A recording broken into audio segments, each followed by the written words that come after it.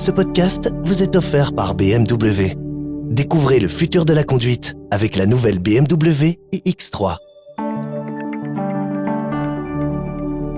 Madame, Monsieur, bienvenue dans ce Trends des marchés en podcast de Trends Tendance. Je m'appelle Marion Boxo et nous discutons avec notre analyste Caroline Palumbo des marchés européens et américains à l'approche de la fin d'année et du retour en grâce des actions chinoises.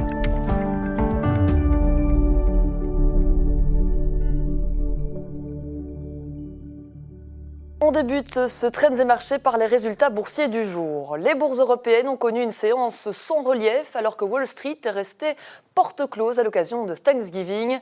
Sur Euronext Bruxelles, Montea a clôturé la séance en tête du Belvin. Hors indice, Sequana Medical s'est illustré alors que la société a annoncé en début de semaine la réussite de la première implantation commerciale de son système Alpha Pump. Elia a marqué le pas mais reste une des actions en vue depuis le début de l'année avec un gain de 43%.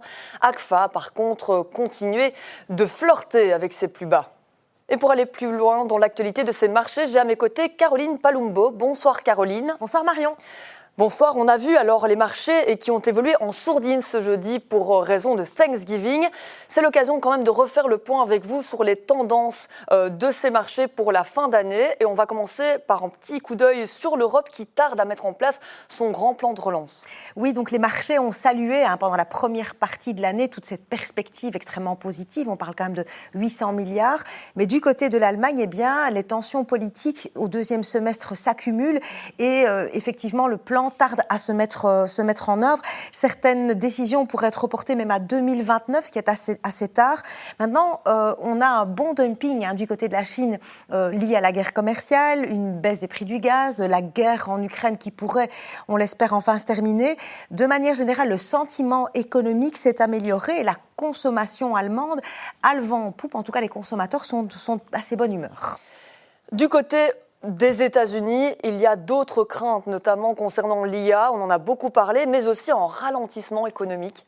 Alors, on a tardé aussi à voir les chiffres avec les 6 semaines de shutdown. Ces dernières semaines, on a ces craintes sur la bulle de l'IA. On a une politique monétaire qui reste globalement incertaine, même si elle s'améliore en termes de visibilité. Ça a augmenté la volatilité. Alors, les premiers chiffres commencent à être publiés. On voit que les nouvelles commandes de biens de consommation durable sont assez positives, portées notamment par tout ce qui est matériel de transport et les équipements électriques, avec quand même un petit bémol pour le secteur de la défense. Et justement, concernant l'emploi aux États-Unis, les chiffres ont été publiés la semaine dernière et ils étaient moins encourageants qu'attendus. Oui, maintenant, on a des statistiques hebdomadaires aussi qui se mettent en place.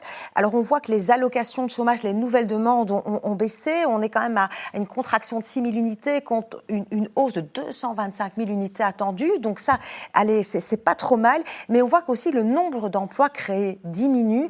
Et ça, c'est clairement lié aussi à l'absence de main-d'œuvre, liée à la politique migratoire de Trump. Donc, de manière générale, on va vers un atterrissage en douceur. Malgré tout, des opportunités à signaler, notamment grâce au retour en grâce des actions chinoises. La crise immobilière chinoise qui a beaucoup fait parler d'elle, peut-on considérer qu'elle touche à sa fin ? Mais pas tellement, je dirais. En fait, il y a 3 grands enjeux sur l'économie chinoise. Les 2 premiers enjeux sont clairement liés. C'est tout ce qui est immobilier et consommation. Il ne faut pas oublier que les Chinois, depuis 10 ans, épargnent vers l'immobilier en 2e, 3e résidence. C'est leur épargne, en fait. Et donc, récemment, on a vu que les prix commençaient, suite à la crise immobilière, à se stabiliser, mais surtout dans les mégalopoles. Donc, ce n'est pas uniforme. L'exode rural est en train de se tarir aussi. Donc, l'offre reste quand même supérieure à la demande. Et on a des géants comme Vanke qui ici, va reporter probablement le remboursement d'une dette colossale ici au mois de décembre. Tout ça devrait stimuler les actions chinoises, en fait, parce qu'il y aura une migration de l'épargne vers probablement les marchés financiers qui, en Chine, affichent quand même des rapports cours-bénéfices de l'ordre de 10, qui est assez bon marché. Est-ce que la compétitivité pourrait accélérer ce mouvement ? On a une route de la soie technologique aujourd'hui qui est décidée par la Chine. Donc, en termes d'exportation, c'est clair qu'ils sont assez compétitifs. Mais elle a d'autres arguments, la Chine, notamment au travers de son statut de créancier des États-Unis, le 2e créancier extérieur. Ils ont vendu beaucoup de bons d'État américains fin mars, début avril. Ils ont également diversifié leurs réserves de change du dollar vers l'or, ce qui a poussé évidemment l'or à la hausse. Donc, on voit que le marché reste un terrain géopolitique relativement fort. Et puis, si le dollar continue à baisser, on pense qu'il pourra aller jusqu'à 1,24, eh bien, ça stimulera aussi le marché chinois. Et là où les Chinois sont très forts aussi, on le sait, c'est dans la transition énergétique. Là où les États-Unis, eux, semblent faire marche arrière. Là aussi, il faut peut-être un petit peu nuancer, mais c'est clair qu'ils sont les leaders. Véhicules électriques, solaires, les terres rares aussi, puisqu'ils disposent de 90% de l'activité de raffinage. Ils ont 60% des mines également. Maintenant, du côté des États-Unis, il faut aller un peu derrière l'arbre qui cache la forêt. On sait que la question du climat est dans les mains des États, avec New York et la Californie en première ligne.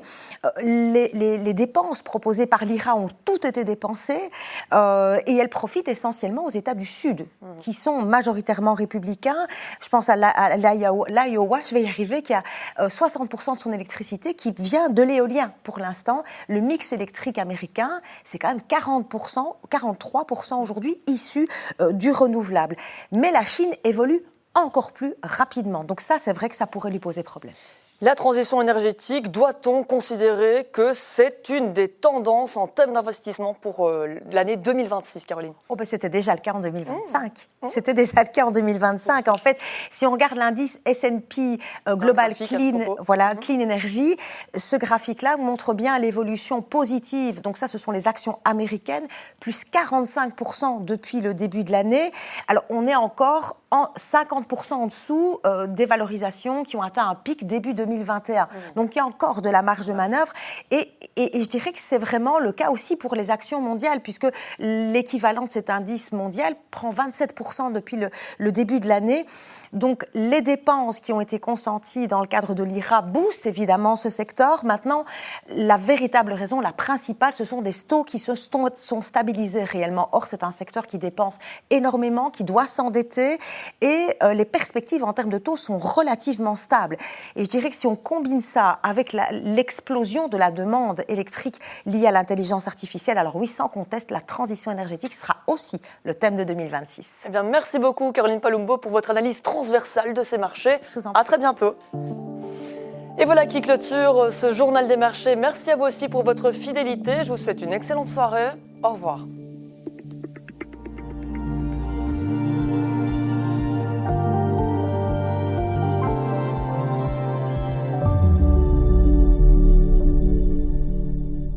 Ce podcast vous est offert par BMW. Découvrez le futur de la conduite avec la nouvelle BMW iX3.